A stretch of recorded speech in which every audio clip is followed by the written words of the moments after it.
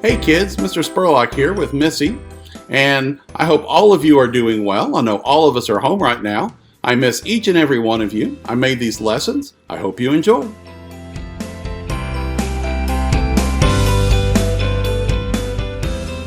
All right, today on Art Time, we're going to be learning how to draw a shark. First thing when we draw our shark is we're going to be drawing the body of the shark, and everyone at first thinks, whoa, sharks are hard, but they're actually just a pointy hot dog with fins. So the first thing we're going to draw is we're going to draw the pointy hot dog. We're going to start with the top line, and I'm going to draw the top line, which is an arc of the hot dog here. It comes down. I'm going to come back, and I'm going to draw the bottom part. And you see that when I draw that I usually pause in between each section to give you time to catch up.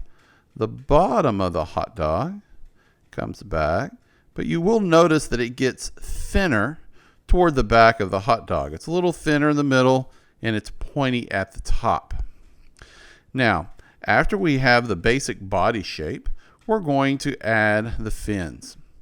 And the back fin, or the caudal fin, comes a point like this. The bottom comes back. The top of the fin comes down, and it has a little spine on it. Comes to the middle, and then finally wraps around. And you can see we have the basic shape. We're going to come back. I'm going to add the dorsal fin. It's got just a little hump on it. It comes up and down. There's a secondary dorsal fin that comes up right here. Now the other fin is called a pectoral fin, and I'm going to find it by finding the top right here.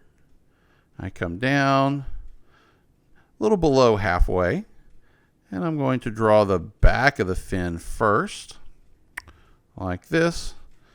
I'm going to come up and then connect it like that. Now, you'll notice that I overlap my line here. So the first thing I'm going to do is I'm going to erase my overlaps. Anytime you overlap something, you have to make sure you erase the lines because you can't see through the fin. Now, there's a couple of more little fins here. Real sharks have up to 8 fins.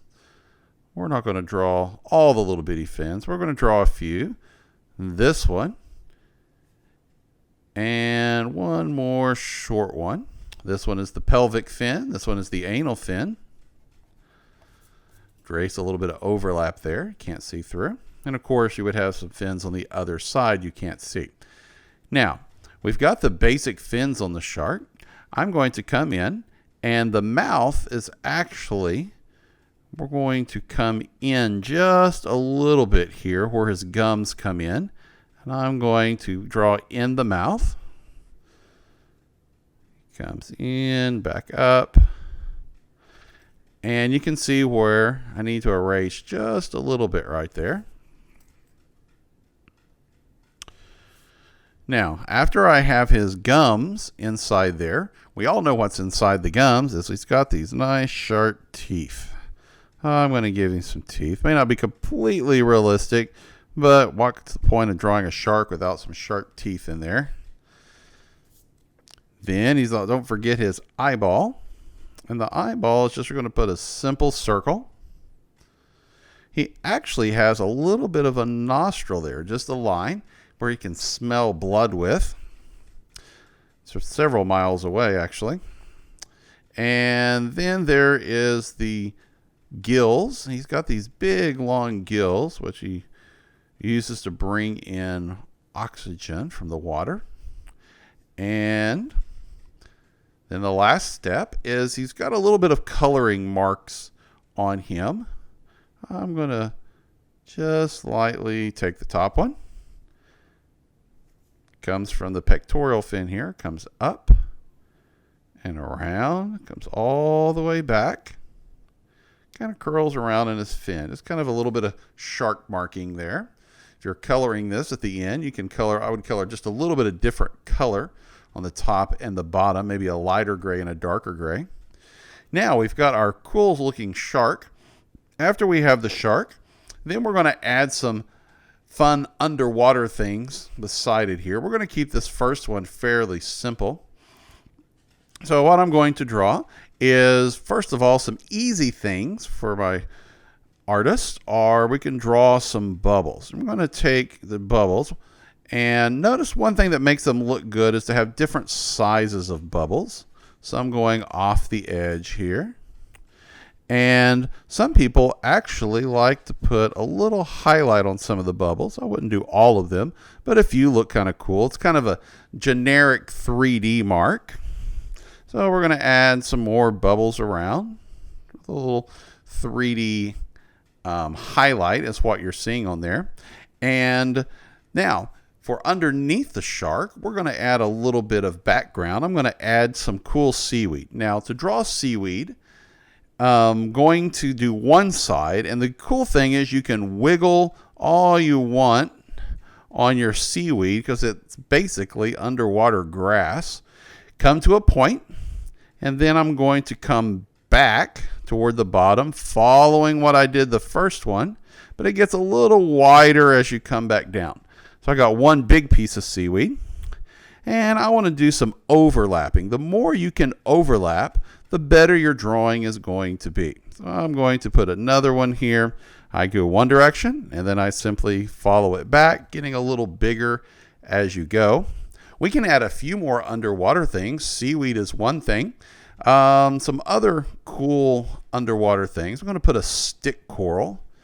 And a stick looks just like a little bit of stick underwater, just little round areas. And it kind of branches. Anyone who's drawn sticks before, branches tend to make little Y shapes as they come out. So, and I always add a little bit of texture. I'm going to put some dots on it here just to add a little texture on my stick coral. I'm going to add a sponge coral as a good beginning one. We'll probably do a video on how to draw a coral reef, but right now let's keep some of the simpler ones. I'm going to draw a rock shape, and then I'm going to put some little circles. It's going to make it look like a sponge. Notice they're not all the same size, some big, some small, some going around the edge. You want a variety of different kinds. And once again, I'm going to add some dots for texture. You always want to add as much texture as you can to things. Makes it very realistic. And after my sponge and my stick, I think I'm just going to finish with a few more seaweed pieces here. Come around. Once again, a little bit of overlapping. You could even add a little overlap in front of the shark if you wanted to make it even more 3D. I'm going to take and erase my overlap so that my seaweed is in front, and now you can see the shark is swimming between the seaweed. But notice I brought this one down further because it's closer to you. The one farther away is a little higher on the page. That's a little more 3D drawing advice. The more you can overlap, the more 3D your picture will look. And notice I have an empty spot over here. So how about I draw just a little bit of, I'm going to put a piece of underwater bacon, which is a piece of coral. And it's almost like the seaweed, except it's flat on the top. And it's going to have some lines for some texture. And it looks like a piece of bacon floating under the water. Maybe put a little rock under it going off the edge. And of course some texture. And I always never draw just one thing. I usually always put them in at least pairs. One good rule in art is if you do something one place on the page, do something on the other part of the page also. So it's not by itself, and it looks intentional that way. And you have your own coloring sheet that you created. Thank you very much for our first lesson of art time.